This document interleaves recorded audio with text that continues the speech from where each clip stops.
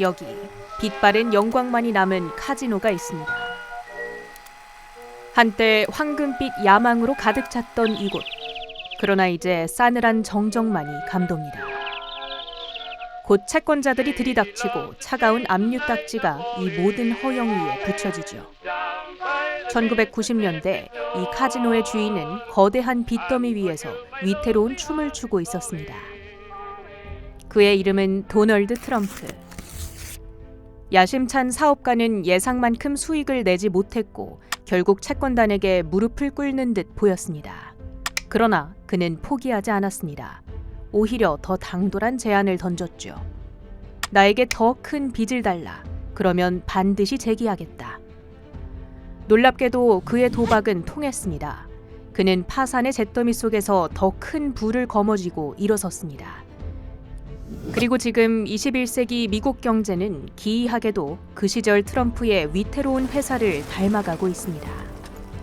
혹자는 말합니다. 트럼프가 이번에는 미국 전체를 걸고 또 한 번의 거대한 레버리지 게임을 시작했다고. 심지어 의도적으로 미국 경제를 파국으로 몰아가고 있다는 섬뜩한 이야기까지 나오죠.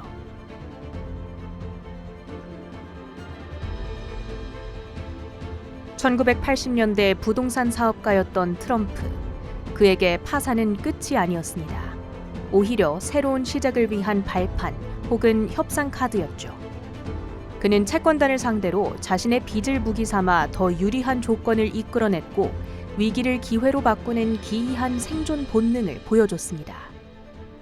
1988년 이스턴 에어셔틀 인수 후 채무 불이행, 1991년 카지노 타지마할 파산 보호 신청, 1992년 트럼프 플라자 호텔 파산. 그는 연이어 무너졌지만 결코 사라지지 않았습니다. 오히려 더 큰 판을 벌이며 돌아왔죠. KB증권은 현재 미국의 상황이 트럼프 개인의 사업이 연쇄적으로 도산 위기에 몰렸던 1990년대와 놀랍도록 유사하다고 분석합니다. 막대한 부채, 불안정한 경제 지표, 그리고 그 중심에 선 트럼프. 만약 미국 경제가 정말 파산 직전까지 간다면 트럼프는 또다시 빚이라는 카드를 꺼내들어 전 세계를 상대로 위험한 협상을 시작할 거란 전망입니다. 국가 부도라는 최악의 시나리오조차 그에게는 더 큰 이익을 얻기 위한 레버리지 수단이 될 수 있다는 뜻이죠. 비트코인 맥시멀리스트로 알려진 앤서니 폼플리아노 같은 이들은 주장합니다. 트럼프가 시장 붕괴를 통해 연준이 금리를 인하하도록 압박한다는 건데요. 시나리오는 이렇습니다. 의도적인 경기 침체를 일으킨다. 경제 주체들의 고통이 극에 달하면 연준은 금리를 내릴 수밖에 없다. 낮아진 금리를 바탕으로 경기는 V자 반등을 그린다. 이 모든 경제 회복은 트럼프의 업적으로 포장되고 그 과정에서 발생한 부채와 후폭풍은 다음 정부의 몫으로 남겨집니다. 하지만 트럼프의 계산은 여기서 멈추지 않을 수도 있습니다. 리포트는 더 나아가 트럼프가 이 의도된 침체를 이용해 두 마리 토끼를 노린다고 분석합니다. 바로 리쇼어링의 가속화와 동맹국들을 향한 방위비 분담금 압박이죠. 경제 위기 상황은 기업들에게 해외 생산 기지를 미국 본토로 이전할 강력한 명분을 제공합니다. 동시에 경제적 어려움을 핑계로 유럽 동맹국들과 한국, 일본, 대만 등에 더 많은 방위비 부담을 전가하려 한다는 것이죠. 중국에게는 이 두 가지 카드를 직접적으로 사용하기 어렵기에 우선 만만한 동맹국들부터 압박하는 전략입니다. 이러한 움직임에 대해 미국 내 반응은 극명하게 엇갈립니다. 국익을 위해서라면 어쩔 수 없는 선택이란 의견부터 동맹마저 적으로 돌리는 미친 짓이라는 격한 비판까지 소셜미디어에는 갑론을박이 뜨겁습니다. 그러나 트럼프는 흔들리지 않는 듯 보입니다. 그는 얼마 전 폭스TV와의 인터뷰에서 이렇게 말했죠. 미국을 정상화시키기 위해선 일종의 과도기가 필요합니다. 우리는 참아야만 합니다. 이는 마치 일시적인 고통과 혼란을 감수하고서라도 자신의 거대한 경제 실험을 강행하겠다는 선언이 아니었을까요?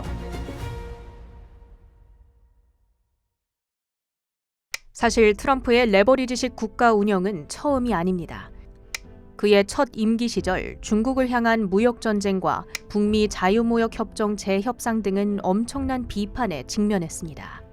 하지만 동시에 그는 대규모 감세와 규제 완화 등을 단행했고 결과적으로 미국 증시는 뜨겁게 달아올랐죠. 제조업 부활과 첨단 산업 육성을 외치며 그는 분명 가시적인 경제 반등을 이끌어냈습니다. 트럼프는 아마도 그때의 성공 방정식을 지금 더 대담하게 재현하려 하는 걸지도 모릅니다. 하지만 그때와 지금의 상황이 과연 같을까요? 각종 경제 지표들은 이미 경고음을 울리고 있습니다. 투자의 현인 워렌 버핏은 트럼프의 고율 관세 정책을 두고 사실상의 전쟁 행위라며 깊은 우려를 표했죠. 1980년대 한 사업가의 무모해 보였던 도박은 그를 파산 직전에서 구출해냈습니다. 이제 그는 세계 최강대국 미국을 걸고 다시 한번 배팅 테이블에 앉았습니다. 트럼프가 선포한 해방의 날, 트럼프는 전 세계를 향한 강력한 상호 관세 조치를 발표했습니다. 웨드부시의 댄 아이브스 애널리스트는 이번 관세 발표 내용을 보고 최악의 시나리오보다 더 나쁘다고 평했습니다. 생각보다 완화적일 수 있지 않을까 했던 일각의 희망을 비웃기라도 하듯 한국 25%, 중국 34%, 유럽연합 20%, 거기에 모든 수출국에 대한 기본 관세 10% 부과를 발표했죠. 전문가들은 이를 두고 트럼프식 레버리지 게임이 다시 시작됐다고 평가합니다. 트럼프의 경제 실험은 과연 그의 의도대로 미국의 새로운 부흥을 불러올 수 있을까요? 아니면 감당할 수 없는 부채와 함께 파국으로 치닫는 시그널이 될까요? 분명한 것은 트럼프의 이 위험한 경제 실험이 성공하든 실패하든 그 여파는 미국을 넘어 전 세계를 뒤흔들 것이란 사실. 어둠 속에서 룰렛은 계속 돌아가고 있습니다. 결과는 아무도 예측할 수 없는 블랙박스 속에 있습니다.